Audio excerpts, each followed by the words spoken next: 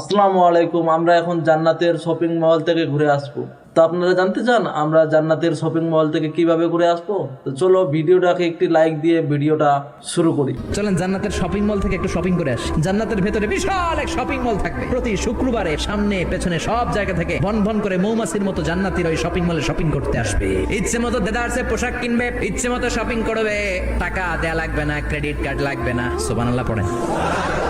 জান্নাতে যারা ঢুকবে তাদেরকে রেশমের তৈরি পোশাক দিয়ে পোশাক বানিয়ে দেওয়া হবে। সবুজ মিহি সিল্কের রেশমি কাপড় দিয়ে ড্রেস আপ করা হবে, যেটার মধ্যে স্বর্ণ দিয়ে এমব্রয়ডারি করা ডিজাইন থাকবে।